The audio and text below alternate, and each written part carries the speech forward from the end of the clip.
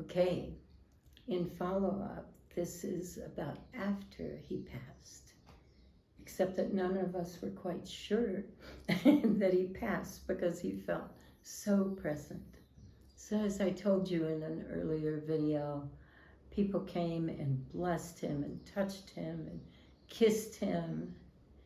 And since he wanted to be buried naked, the only, and he didn't want to be cremated, the only option we had, no, he did not want to be, what do you call it when you put all the chemicals in? Yeah, whatever. He didn't want chemicals. He didn't want stuff. Yeah. And so our only option that we could find was cremation.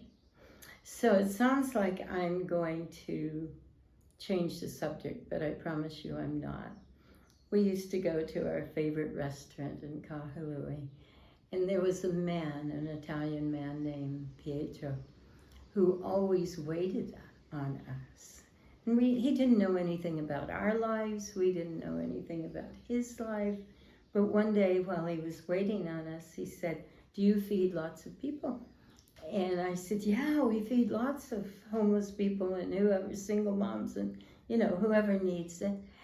And so he said, "Okay, the next time you come, leave your trunk open." And so from then on, we would come, and somehow he'd always work it out. So he was the one waiting on us. And while we were eating, he would go fill our trunk with food for people. And I don't want to know how he did that legally, but it kind of doesn't matter. So anyway, we hadn't seen him in a few months because my husband was having less and less ability to go out. So it came the day of cremation, and we had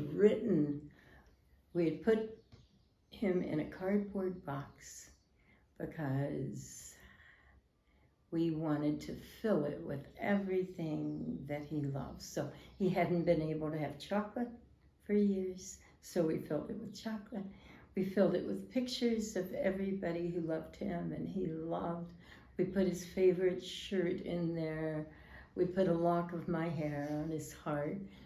And at the end, I wrote on the cardboard box, because our marriage hadn't been easy. It was perfect, but it had not been easy most of the time. So I wrote on the cardboard box, "There is only love. There is nothing to forgive." And then we took him out on the porch and waited for the cremation truck to come.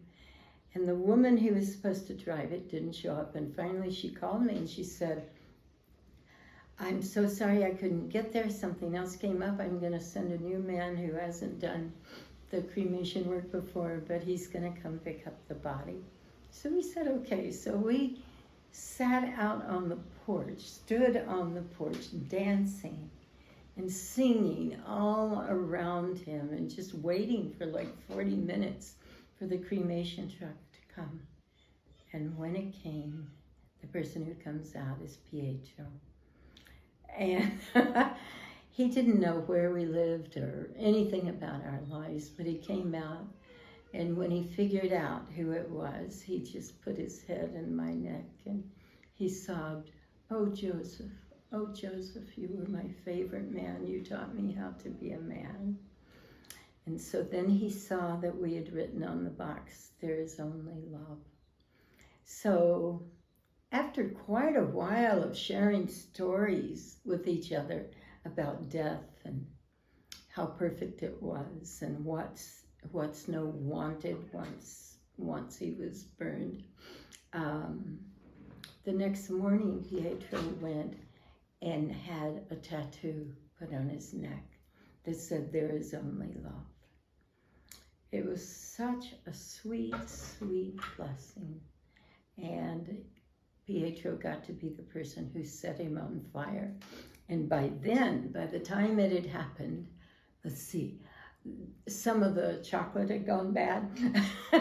Some things were not good anymore. So Pietro went into his box and filled it with Sunow's favorite bread, unbaked. And then he set the fire. He pushed the button And then the whole room filled up with the aroma of fresh baked bread. So again, it was a perfect death and a perfect